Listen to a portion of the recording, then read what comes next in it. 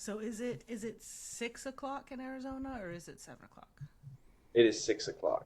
Ah, Yeah, I'm just a little sleepy. Just a little sleepy. that's understandable. But thank y'all for having me. It's an honor. Of course, of course.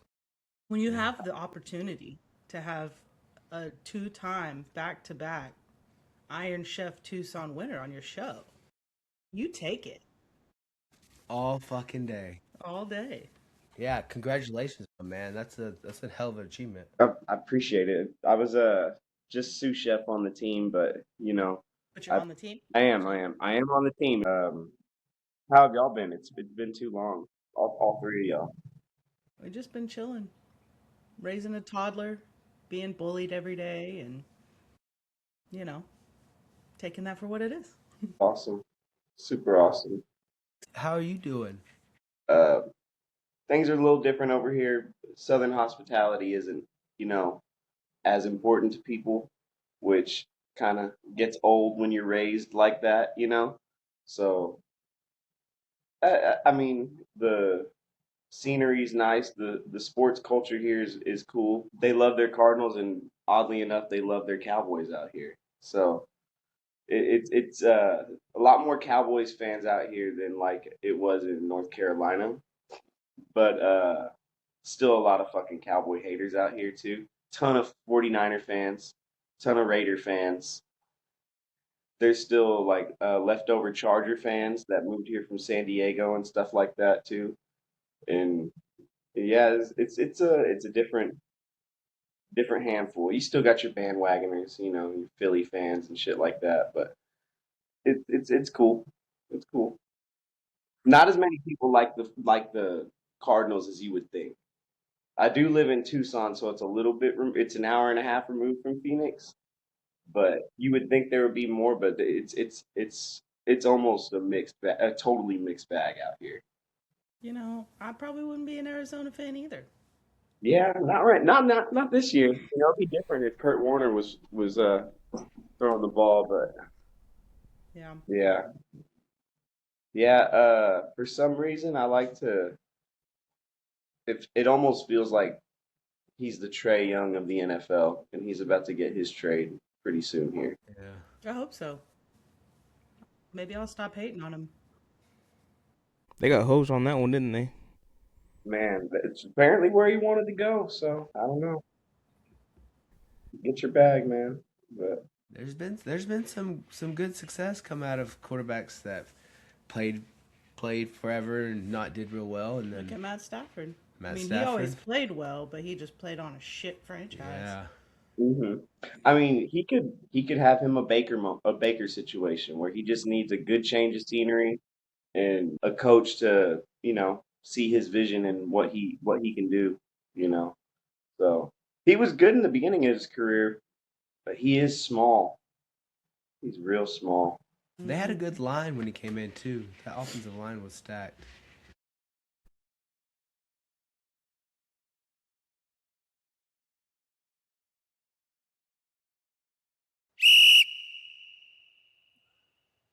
All right, Brandon will start us off. Who got the boot? Honestly, the biggest one that surprised me, I kind of expected all of them, but Mike McDaniels yesterday, that one tripped me out a little bit. I expected it, but I thought he had one more year. But I don't know, man. I'm not the biggest Mike McDaniel fans, but when you get rid of Mike McDaniels, everything that they've built is gone now. And it's going to take a whole new coach buying into Tua or something new. And I think that's a big ask.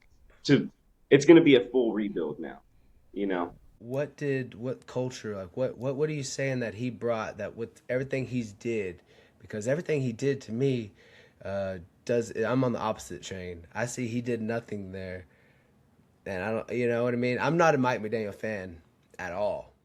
Really not either, but I feel like he brought them together in a way with a bunch of young guys. You know what I mean? Being a younger coach and then having Tua and getting Tyreek. When they got Tyreek, that was a big deal for them. It's a big signing from Kansas City. and he really had them believing. They had a hell of a season that Hard Knocks year. And I didn't even freaking watch that season for the most part, but just from the outside looking in, it felt like he had them guys playing. You know, Okay, I I can will see that. say, since I never really thought about it as even playing sports growing up all my life, but I never really thought about it until watching some Hard Knocks, like how big of an effect a head coach has on an organization, of like just a culture, what you call the culture and the on the team. After watching like the lack of it from Eberflus and the Bears for our Hard Knocks, and watching Dan Campbell in Detroit, and then Mike McDaniel in Miami, like it really is like a whole, like that's your leader off the field. and I feel like he lost the locker room. I guess a long time ago, and that's probably why he got fired. When you lose the locker room, you lose the front office. You know. Right. Well, there's a lot too. I've seen. I know Mike McDaniel had struggled with addiction before, and there's a couple like post game interviews where people were really like questioning, like, is this dude on something? Is he drunk? So I don't know if that was a factor either, if that was actually something that was going on, or if he was just literally at a loss for words because the team was so ass. So, one or the other. But He might be a cool cat. He just doesn't know football. All right, but Eberflus out of Dallas. I can sympathize with that. Congratulations, guys. he ruined my whole year. He ruined the end of my 2025. He ruined like 2 years for me for sure. Yeah, Right? All right. 2 entire years as a Bears head coach. Thank yeah, I God couldn't for believe. Ben Johnson. No, seriously, Yeah, I definitely got y'all this week. That's for sure. thank goodness. I hope. Well, Dallas I don't even want to talk about it, but yeah. Dallas did make the right decision to go ahead and move along with him. The crazy thing is, too. Go ahead. Sorry, Tips. Go ahead. No, that's it. They made the right decision. Yeah. The I mean, crazy thing enough said. is, in Chicago, when he was there, like, I hated him as a head coach, but he was a great defensive coordinator. Like, he called great defense for us. And I always said, I wish we could fire him as head coach and move him to DC.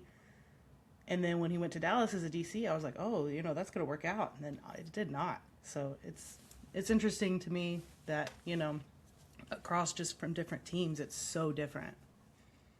Yeah, I don't know. I don't know what happened to that guy when it comes to calling defense when he got here, but it was so terrible. He tried to blame Micah. That will do a little bit, but your Well, job is to make it not a factor. but wasn't Micah? Micah played everywhere, and they based the defense around him. So you had basic, but when you had Micah, you could do things because he could go anywhere. My thing about the Micah problem is, okay, I get how that affects your pass rush, and I can see how that may, on the back end, affect your secondary. But we were getting gashed in the secondary. Like that, Micah being gone does not excuse those the scheme issues when it comes to the secondary. Like it was so bad. It was so bad, and it was so bad. It makes me look at some of our corners different. You know what I mean? Like Deron Bland, I feel like had a shit year. And I mean, I'm glad Diggs is gone, but It's yeah, it's hard. It's hard to have the same season Bland had the year before, though. I mean, he had a hell of a season. I do think it does, though. Like your wide receivers make your quarterback look good. Like your edge rushers make your secondary look good. Right. The less time the quarterback has to throw the ball, the better the secondary is going to be at doing their job. Right. They don't have to do it as long. Yeah. And without that, it just exposes how lacking you actually are. Right. And So Bland plays better when Diggs isn't there. yeah. Did he have to go to Green Bay though? Like I'm not really worried about it. Like I think Diggs is past his prime. I think a lot of things have to do with attitude as well. Like It seemed like the Diggs brothers both fizzled out early in their careers, but I still think Diggs is going to go to Green Bay and have a phenomenal career.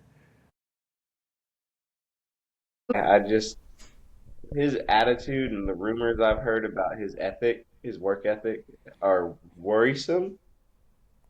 And him getting back with Micah, I feel like, I mean, you have friends or whatever, but I feel like it's just not the greatest of signs. He might be looking for the same type of treatment he was getting in Dallas. I quit the Cowboys too. That whole organization just put you down. It almost made me quit watching football. It's just ridiculous. And the culture this year was great. But Mike McCarthy came in, did great, had that culture change. It's always nice to have a change. And then that's what happens whenever Jerry Jones lets them do what they're supposed to do for the year or two in, and then he gets his hands into it, and then they have to be yes daddy, and then it's all gone. You can't trust Jerry Jones as far as you can throw him, man. And I ain't that fucking strong. Yeah, yeah, yeah. He's always gonna get his hand in there and do something.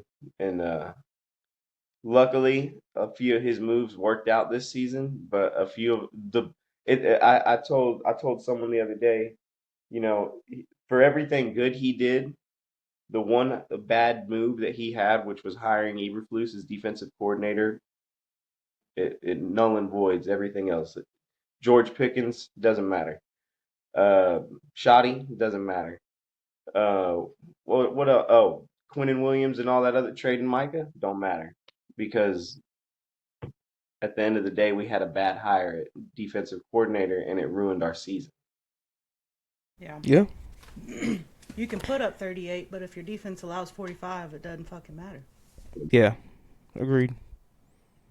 How do y'all feel about Harbaugh? I think it's time. I mean, he had great success there. I think it's just time for some change. And I think they weren't going to get rid of Lamar yet. So, it had to be Harbaugh. And they still could get rid of Lamar. I don't think they will. He played great last year, and he played when he wasn't injured. He played relatively well this year too. The last 2 years, I haven't been able to call him a choke artist in big games because it wasn't his fault that they lose. It's sad how the games have ended up for them past few years. I don't think it's Harbaugh's fault. I think he has been there a while. I think they're looking for maybe a change too, just because they're not winning. But I don't. Any team. This is my prediction. If I was somebody like the New York Giants, I'm going and I'm calling Harbaugh right the fuck now. Right the fuck now. Because the Giants, if they can get Harbaugh and the crew that can be healthy coming back next year, they could do something. Just a Cinderella story. I think it's time for Harbaugh to go. I love him, always loved him, but man, he's been there since we were in middle school, dude. He's got How many? How he's many? got a winning record. He's got a Super Bowl under his belt. I mean, A couple of appearances, right? one I think. I think he's just Hey, been and won one. They feel stagnant. They feel real stagnant. Something's not working. Like you were saying, culture. They made a lot of really good moves on defense. I don't agree with letting Patrick Queen go, but you know, he go to he went to the Steelers. yeah. But I mean, Roquan was huge, and like Kyle Hamilton was a great draft, and they've got a couple good corners too. And then I mean Lamar, Derrick Henry, Mark Andrews. I mean, what's wrong?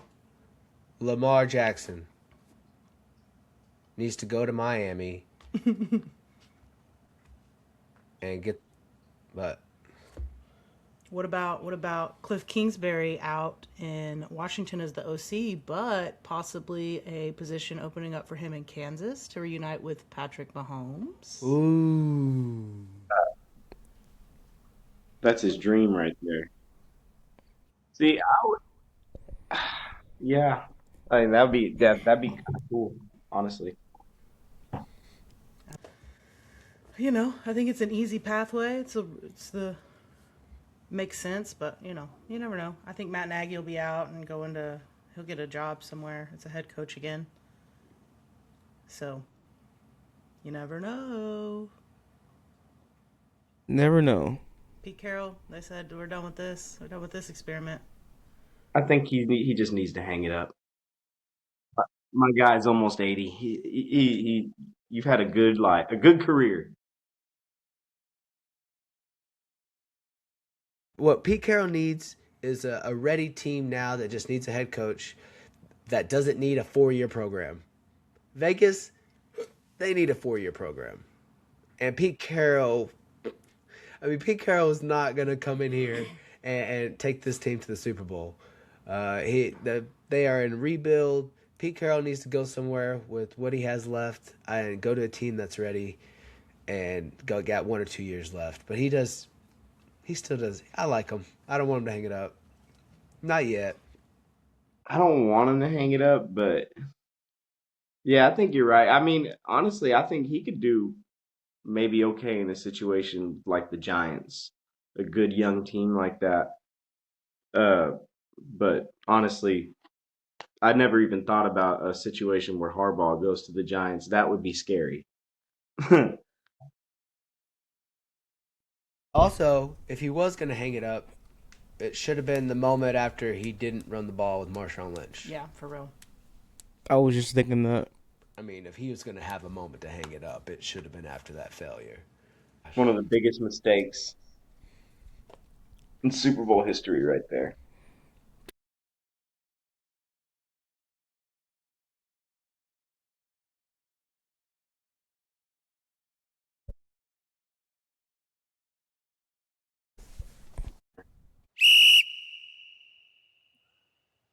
All right.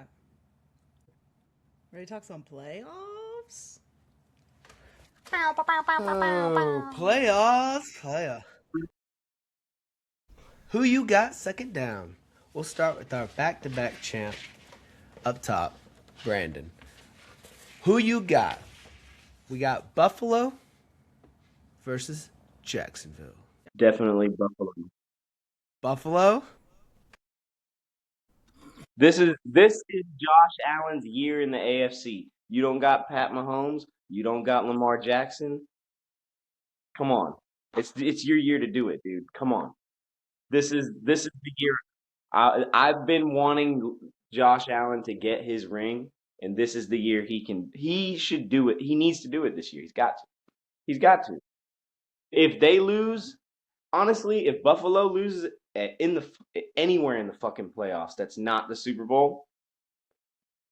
Shit's about to change over there too. Buffalo makes it to the Super Bowl and loses, I think the town will cease to exist. It will burn to the ground because how do you go 0 for 5 in the Super Bowl? Okay? If they make it and they lose, honestly, they need to send the National Guard pre end of regulation because it's going to be a fucking madhouse. There won't be a table left. It's going to be a great game, but Buffalo's going to have to go in with a game plan and execute it to win. And I think they do that often. And I think they'll do it this week. Ooh, I think it's going to be close, but so I'm going against the grain. I'm going Jacksonville. Stays hot to trot and puts all the Buffalo fans to shame. All right, which one's next? All right, next on who you got? Wes. Chargers versus New England. Who you got? Give me my Pats. Mackenzie? I don't think New England goes all the way, but I do think they just lost to the backups. Or not just lost, they just... Hold on, rewind. Different team. I don't think they're going to let the Chargers win. I think New England's going to play a good game, and I'm going New England. New England? Yeah. Ooh. Brandon, who you got? I got Pats. Pats? Pats for sure. Once again, I'm going against the grain. I think the Pats ain't played nobody all year, and I think Harbaugh's going to do what he's going to do. And I'm going Chargers. All right, Mackenzie. Next on who you got? We got Houston versus Pittsburgh. Who you got? Going Houston. Houston? There is no problem. Houston. We Houston? don't have a problem. Oh, goodness. Look, that defense is playing fantastic. And, I mean, Aaron Rodgers is still good, but he ain't great anymore. I'll be honest. I still think he's got what it takes to win, but I don't think that Pittsburgh defense has what it takes to win. Yeah. So, I'm going Yeah. Houston. Same. Wes, Houston? Houston. Brandon? Whew. Y'all. Against the grain again. Against the grain. Oh, my goodness. This is fantastic. I'm going Pittsburgh. I think this is Aaron Rodgers' year. I think Aaron Rodgers is going to hang it up in the Super Bowl, baby. Hell no. Those Steelers look bad, bro. They start off really, really slow, and starting off slow against a defense like Houston. I honestly was worried, like teetering on this game, but after thinking about it, Same. man, yeah, I think Houston's got them with their defense, and Aaron Rodgers has had a tough time getting going all year, minus a few games. I think it's gonna be rough going for them. I think Aaron Rodgers is going to take y'all back to school and show y'all what it means to play some real football, guys. Aaron Rodgers is playing lights out right now. You don't come in there and go beat Baltimore. That defense stopped Lamar Jackson from actually winning. I mean, the field goal, don't get me wrong, but Lamar didn't just have his way, and Lamar ain't in the playoffs, honey. Pittsburgh is.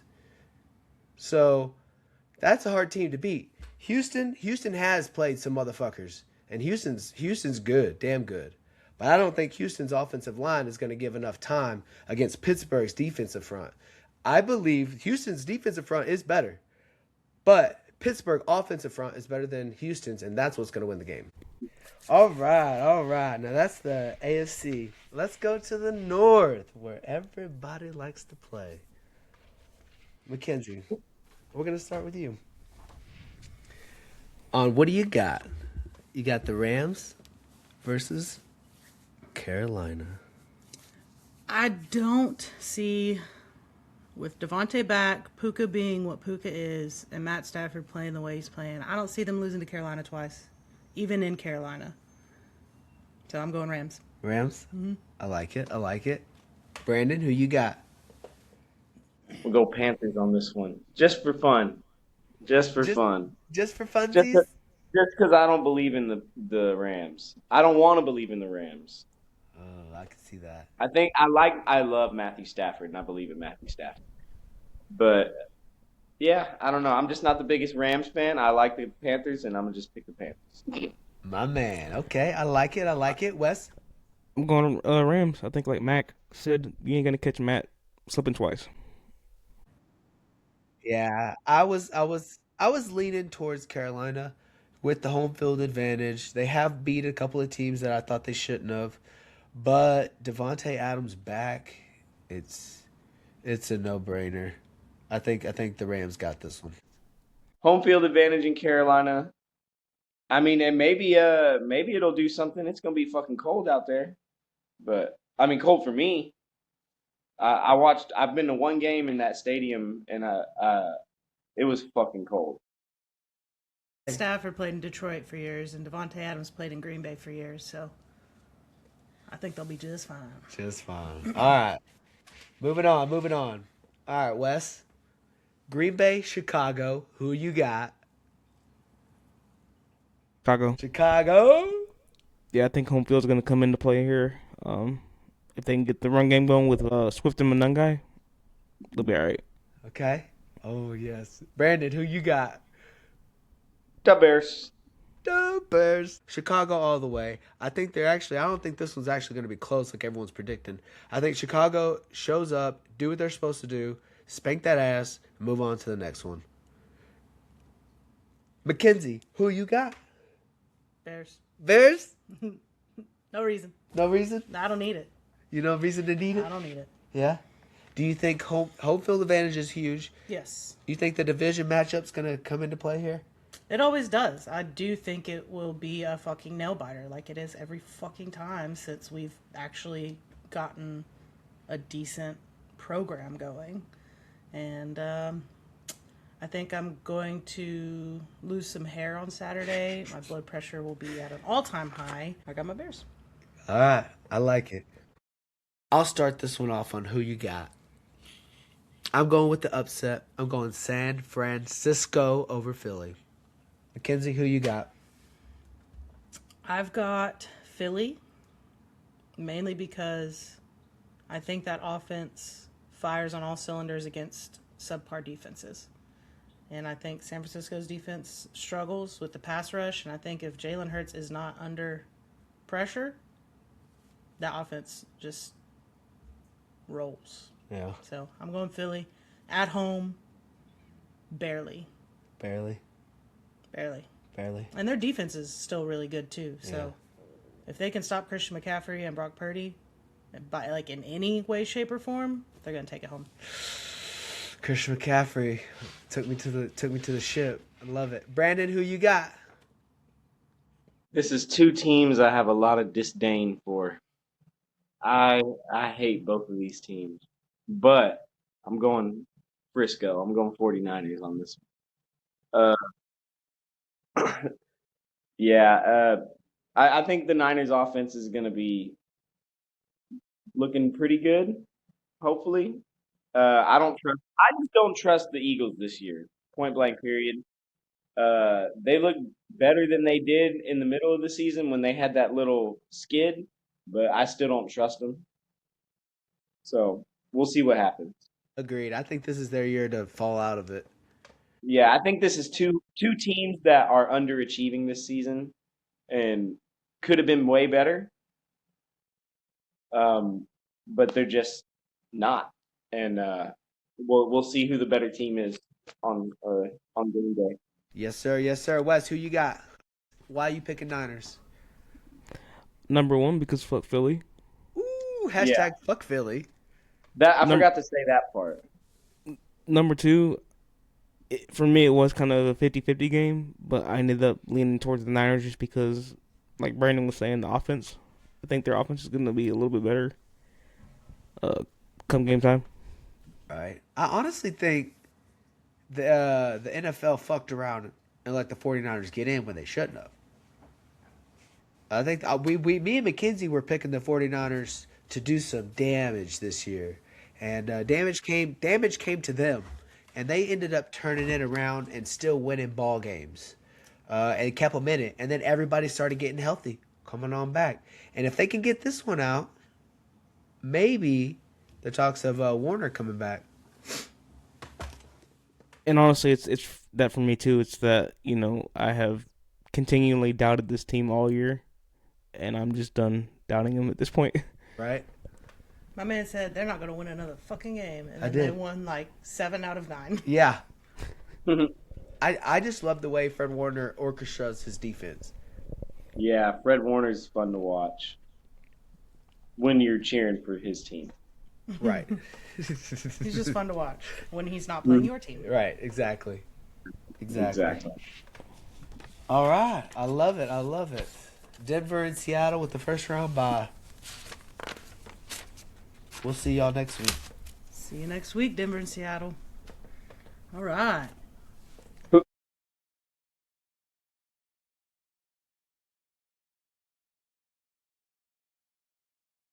Sure. Yeah, that's... All right, y'all ready for some third down? Let's do it. I've got a little trivia / fun facts for playoffs. Y'all ready? Ooh. This is going to center a little around quarterbacks, but it's a little bit of a mixed bag. It's more or less fun facts, but I will be asking who you think the answer to these questions are, okay?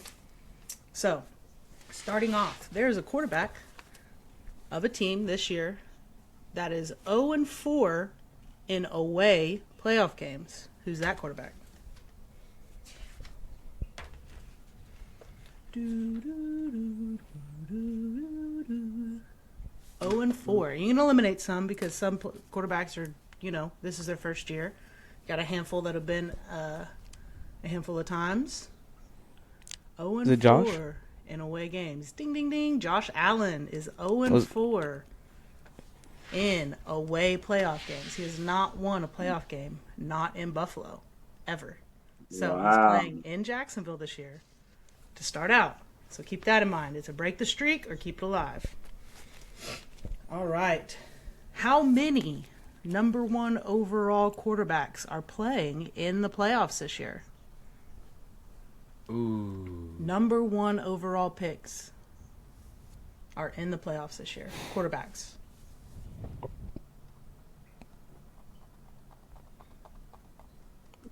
Four? Ding, ding, ding, ding. Wes, you are on a roll. Matt Dang. Stafford, Bryce Young, Caleb Williams, and Trevor Lawrence.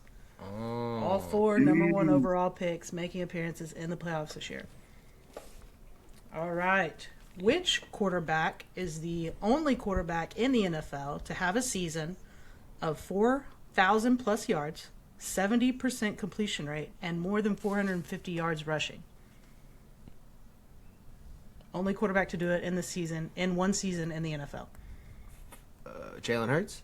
Nope. Ooh. Josh Allen? Nope.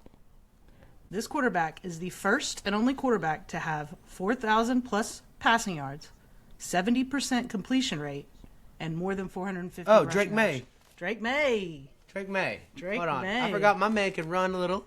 Drake May made history this year, and he is the first quarterback in the NFL to post those stats in a single season. Put some respect on that name, right? That's right. I misheard that the first time. Yeah, you peaked, didn't you? You peaked at mine. All right. This one's a little easy at least. Which quarterback leads the league in fourth quarter comebacks with 6? Aaron Rodgers. False. Maddie. Nope. Caleb Williams. Caleb Williams. Wow. Caleb Williams leads the league this year in 6 fourth quarter comebacks. Nice. I was going to say Caleb right out the gate, but Aaron Rodgers has played so long, I feel like he could be any of them. But the running one. True. 6 fourth quarter comebacks. Okay. Which team is currently on a 9-game win streak? Houston. Houston is, in fact, on a 9-game win streak coming into the playoffs. That's a sneaky one. Crazy. All right. Which quarterback of all the quarterbacks, Drake May, Caleb Williams, Bryce Young will not be options in this. They're making their debut in the playoffs. But which quarterback out of the other 11 has the winningest playoff percentage? So has won the most percentage-wise. I know it. Well, actually, yes, it's a tie between Jalen Hurts and Brock Purdy. Brock Purdy. Brock Yeah. Purdy. I was thinking Correct. Brock Purdy. Right, they are both 66.6% win rate in the playoffs. Oh, man, it's That's going to be a easy. good game. It's going to be a good game. Aaron Rodgers That's is easy. close with 54.5%, and Josh Allen with 53.8%. But 4-2 for Brock Purdy and 6-3 for Jalen Hurts. It helps when you go to the to the Super Bowl because you win 1, 2, 3 in a row. Yeah. And let you get the first round seed. All right, and last one. How many times has Chicago and Green Bay played in the playoffs? Played each other in the playoffs? How many times since 1920? Well, in Super Bowl era, so since like 60. 24 times. Nope. I'm going to say 4. Nope. 10. 16. Chicago and Green Bay have only played each other twice ever in the playoffs. Wow. 1991 and 2010 when Green Bay won the Super Bowl. They are 1-1, and this will be the tiebreaker playoff game. Wow. That's crazy. That's crazy. Twice. That's so Too crazy, fun. right? And that's it for fun facts and trivia for the playoffs. Just a little short Yeah. fun facts for you for the teams going into the playoffs. That'll work. I was shocked that Green Bay and Chicago had only ever played each other twice Honestly. in the playoffs. But hey, look at Drake May. You go, Drake May. Yeah. That's pretty impressive. That's pretty impressive. And with First that, ever. First ever. That's pretty crazy. Time for our first ever guest spotlight, I guess. Guest spotlight. So, Iron Chef. Iron Chef winner over here. Back to back, baby. Sushi sous chef, I believe, correct? Sushi. That has actually changed. I am actually now the executive sushi chef at Oban Tucson downtown. Oh. I have changed a little bit. I was the sous chef on the Iron Chef team, but my official title, my everyday title, has changed as of the last 2 to 3 months. But Congratulations. it is a new thing. I appreciate it. Thank you. Congratulations. Hell yeah. Big thing. And to all your Been a success. lot of fun. Thank you. So, I appreciate you guys. what is the main difference from your title before to this new title you have? What are the responsibility changes here? Honestly, for me, as a leader, I don't like my everyday responsibilities to change. I still like to get my hands dirty with the guys just as much uh, as they would, But I think the biggest thing at this point now is, uh, I mean, I've been like head chef of like kitchen teams and stuff. So the main thing with that stuff is being a good leader and uh, not just thinking about yourself and how you feel about stuff, but how your team feels and how it affects them on a day to day and in their not just work life but home life, and just keeping a happy family at work and a happy team and are honestly two of the biggest things in my opinion, because everything else after that's going to work itself out. We're gonna get the job done. That's what we do. But it, it's the people part that's honestly the hardest uh, when it comes to being in the management roles, leadership roles, and stuff like that. It's way more past just the job at that point, I think. And Yeah. OP, if you man. don't think of it, if you don't think of it like that, then I feel like you shouldn't be in that spot because a lot of people are relying on you to feed their families. Right. And even if you're not necessarily the guy writing the check, you're one of the guys who makes it easier for them to come to work every day and get their paycheck. Right. You work a lot better when you want to go to work. Exactly. And there's plenty of reasons why we don't want to go every day. Even if I love to fucking cook and do fish or cut fish and do sushi and make people happy every day, but if I could do it when I felt like it and didn't have to do it for a paycheck, man, I would take that. I definitely would take. I don't think anybody in the world would say they want to work 60 fucking hours a week or 45 hours a week or 70 hours a week. You'd rather be at home and do it when you feel like it. But Right. even if you do love it, it's a fine line. But that's the fun part about being in a management position and leadership role. You can kind of end the unhealthy and toxic traits that you think that you've seen throughout your career uh, and act on those. And it's cool because I draw a lot of inspiration just from sports uh, players and mentalities and stuff like that. I feel like you can take inspiration across life, you know, uh, with what they say and apply it to your everyday. And it's just a matter of figuring those things out in your own head. And yeah, sports definitely kind of gives you that edge. I feel like it teaches you an edge and stuff like that. I don't know what I'm getting at now. I'm kind of tired, but Well, we got kind of our just fourth rambling. down. We got our fourth down. We're still on our fourth down, and we're gonna do a little Q&A. So we're gonna throw some questions at you. It's kind of what the Heard first that. one was already. So Wes has a couple prepared. I got a couple prepared. Are you ready, I'm ready. Wes? Go for it. You're up. To be honest, I didn't really get any questions ready. Oh wow. Oh. I couldn't think of any.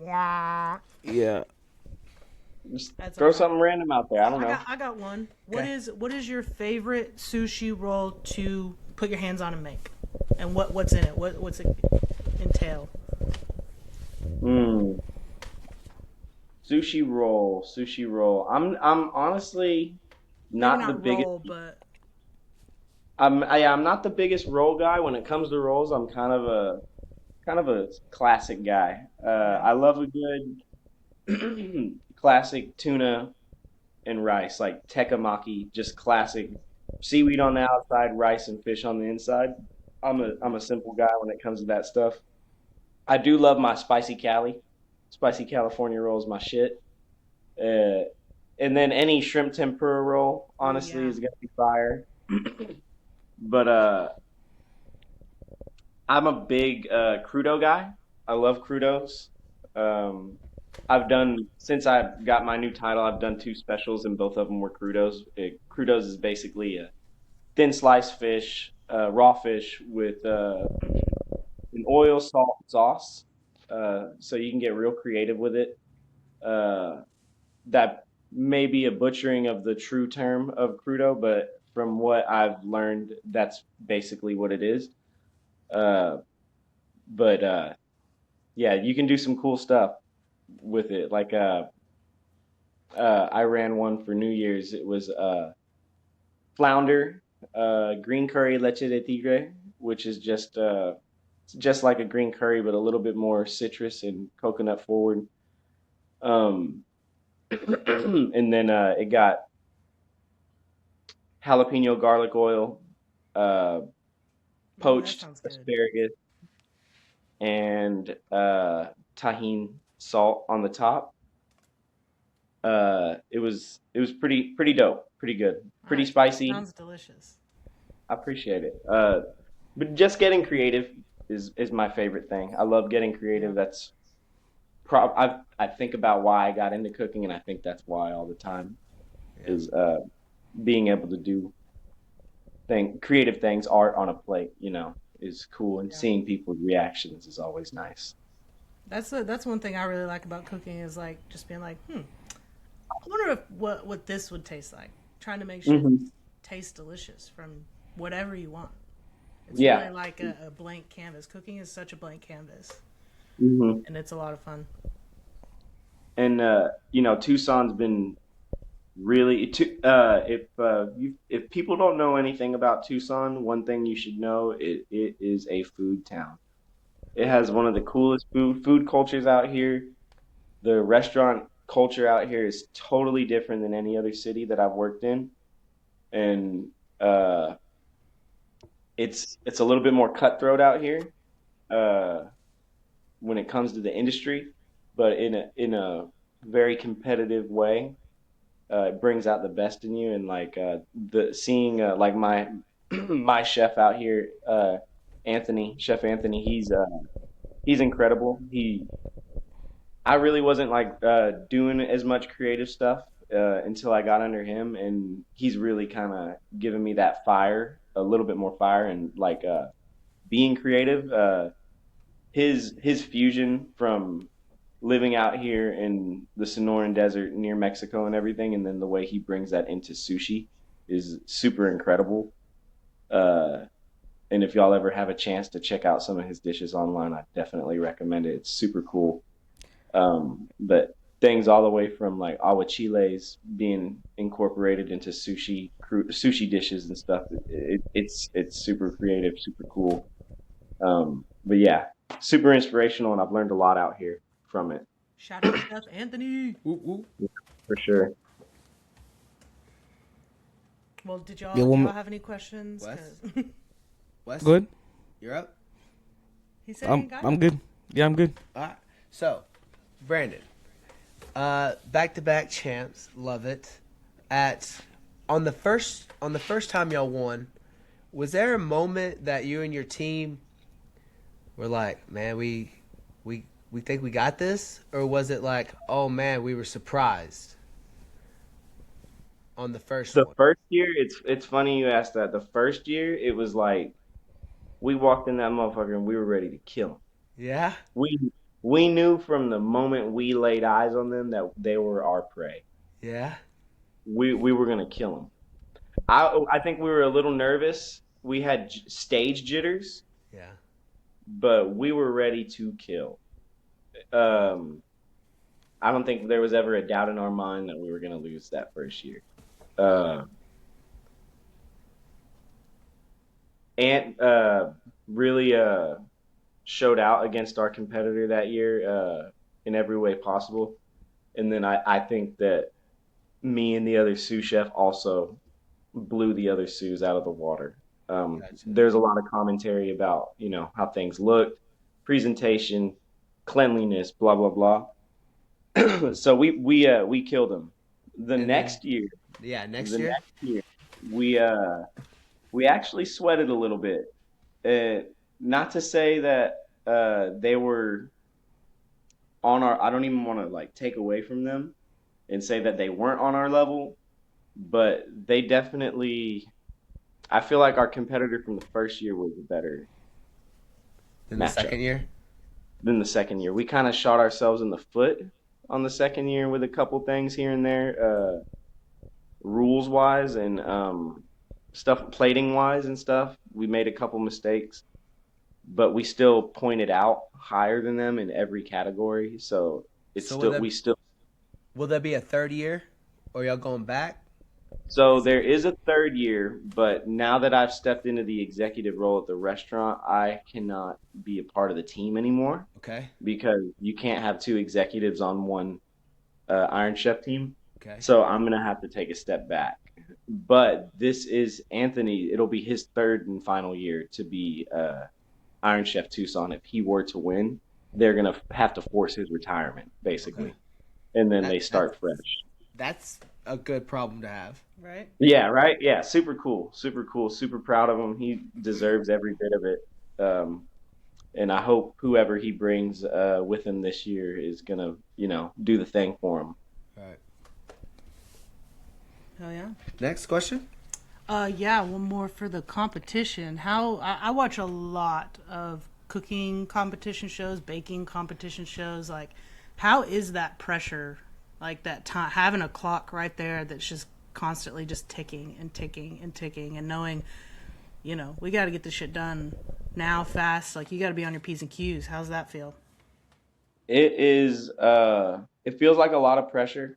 I know for me, a lot of that pressure doesn't fall directly on me because I have a few jobs, right, that I'm assigned, and then Anthony's the field director within that since he's the head chef.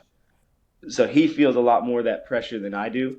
But um, you feel it if you don't know what to do in those moments, because there's a lot we can game plan, right? But the whole situation with the Iron Chef thing is we don't know what our ingredients are. We have a secret ingredient, and we don't know what that is until 10 minutes before the show starts. So we don't know what we're going to do. We have ideas. They give us three possible ingredients the week before for us to think about it. But that means coming up with three separate game plans and memorizing three separate game plans for the day, right? So once you figure out the secret ingredient, then it's go time. You got 10, 15 minutes. Boom. You're in the back. You're figuring out what everybody's going to do, making last minute changes. Then boom, you're out on stage. You can't really ask questions at that point. Right. Uh, you have to kind of rely on everything you've learned throughout your career on, I should be here right now. I need to be here right now. Oh shit, I need this done right now, and you don't want to ask too many questions because he's mic'd up, and it kind of complicates things, but you just got to stick to your game plan and make sure you got everything done. If you were on, pickles, or if you're on veggie prep, or sautéing something, or having those things ready is super important. And when he turns or someone turns and says, "Hey, do this," you do that. Drop what you're doing and do that. I got a couple questions for the. I got But two more. sorry, real quick. The Okay. the other big pressure part of it is you're lined up as the sous chefs are lined up right in front of the other sous chefs. You're face to face, head to head, and that is it's kind of nerve wracking, but it's also fun. And the judges are through walking through the kitchen constantly making comments, pointing the camera into your work, and talking about the food that you're making while you're making it. Just kind of nerve wracking. But Like, hey, look how shitty this guy's cutting these carrots, guys. Yeah. they'll be like, "Those are quite some dice," or like if you'll know when they're sending a shot. But Yeah. usually when they were looking at my work, they were being pretty cool. That's good. That's good. Yeah. Okay. First question. On the 2 years, what were your two secret ingredients? Oh man. First year was pickles. Damn.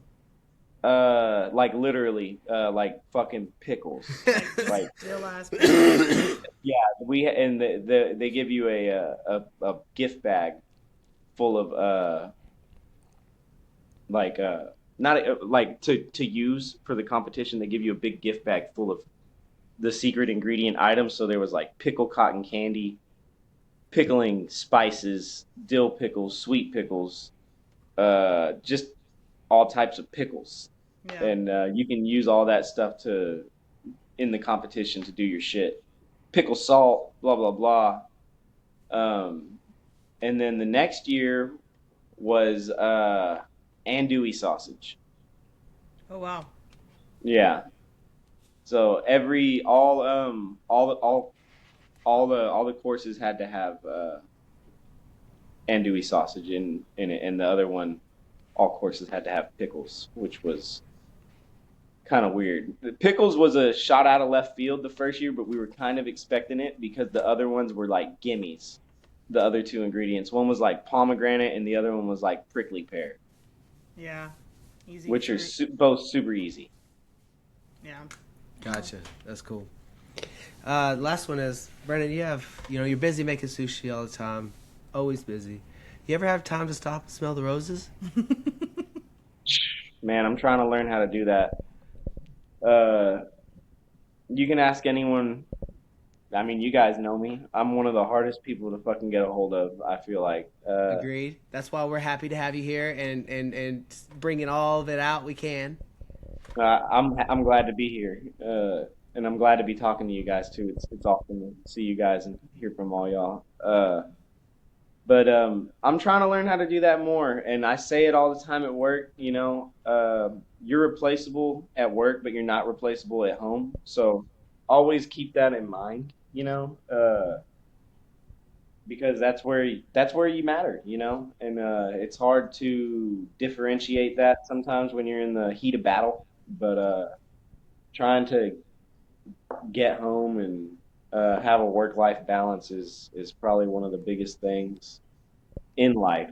Uh, you know, um, Not being home it's hard, and more and more, that's just all I want is just to be home and be able to have my time off and do what I love at home. I Right. can't wait for that day to be back at home and doing it around the people I love. Yes, sir. Well, we can't wait. We're excited.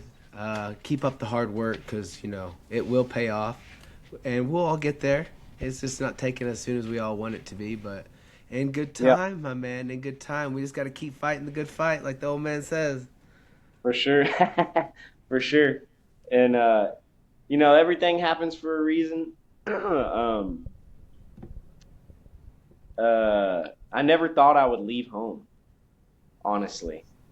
So being gone has been a adventure. It's been sometimes a curse, and it's been a blessing. So everything, even staying home would have been the same thing. You know, blessing, curse, all of that shit. So Right. no matter what road you go down in life, there's always going to be bright sides and dark sides. But I think the important thing is learning from no from each part of it, and I'm excited to bring whatever I learn from the East Coast or out here in the Southwest or wherever the fuck I go for. Hopefully home is next, but wherever I go, I want to I'll bring that home, and I'll always bring home with me. You know what I'm saying? And I got to represent Dallas wherever I go. Yes, So sir. And Hell we're yeah. taking that to heart. yeah, Yes, Hell sir. yeah. All because right. and you guys are all I think about. Honestly, I think about all of y'all all the time. So I Yeah. love you guys. I know we love you too. We miss you. I mean, we're all adults now. You know, it's kind of weird in itself, but exciting too. So uh, hmm we just gotta we'll schedule some time. But look, we can see each other here. We get to do this a little more often. As I say, you're always welcome to join in on Yeah. a Friday morning. Just let us know and we'll make room for you. And then hell, we even throw in Blake a fourth. Can we Yeah, have for another? sure. Yeah. And sorry to get a little emotional on you guys for a little bit. Just, No, man, Hey, that's what it's this real is shit, man. about, man. drop a little emotional gems in there for you. Hey, right now, this is for us. I mean, Yeah, whoever wants to watch is more than welcome. We got some subscribers, but this is our thing. This is what we like doing. This is how we stay in touch and talk every week. This, I tell you what, since we've been doing this, we've been talking to Wes at least twice a week for at least an hour, and it's fantastic. It's a good way to keep. It's a good way to keep in touch. It's a good way to see each other's faces and hear each other's voices and talk about some shit that we all like to talk about. for Whether that's sure. home, family, work, football. It all falls under that umbrella. Yep. Good to That's have you. that's something for you right there. Family, home, and football. That's right. Family, food, and football. Family, food, and football. That's right. All those start with an F, motherfuckers. Those are all F words too. Mhm. Yeah. Yeah. Well, For real. Wes, you want to close us out? yeah, man. I think I can speak for all of us when I say we appreciate you getting up early and hanging out with us for a little bit, and we hope to Oh, have you no. back soon. My pleasure. It was a blast hanging out with you guys. Love y'all too. Catch y'all soon.